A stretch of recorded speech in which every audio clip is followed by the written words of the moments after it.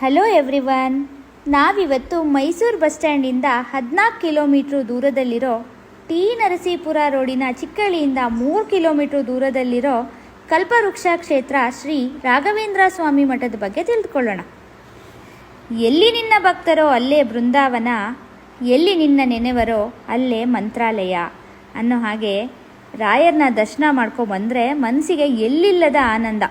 ಇಲ್ಲಿ ಸ್ಥಳ ಪುರಾಣ ಏನಪ್ಪ ಅಂದರೆ, ಈ ಮಠವನ್ನು ನಿರ್ಮಿಸಿರೋರು ನಿರ್ಮಾಣ್ ಪ್ರಮೋಟರ್ಸ್ ಮಾಲೀಕರು.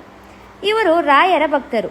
ಒಮ್ಮೆ ಅವರು ರಾಯರ ಪೂಜೆ ಮಾಡ್ತಿದ್ದಂಥ ಸಮಯದಲ್ಲಿ ಒಬ್ಬ ವಯಸ್ಸಾದ ವ್ಯಕ್ತಿ ಮನೆಗೆ ಬರ್ತಾರೆ. ಎಷ್ಟೇ ಹಣವನ್ನು ಕೊಟ್ಟರು ಒಪ್ಪದ ಅವರು ಊಟನೇ ಬೇಕು ಅಂತ ಹಠ ಹಿಡಿತಾರೆ.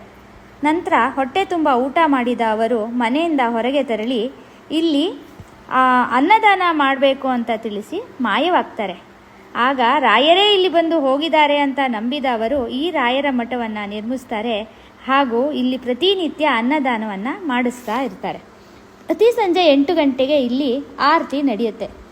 ಗುರುವಾರ ಸಂಜೆ ರಾಯರ ರಥಯಾತ್ರೆ ಕೂಡ ಇರುತ್ತೆ.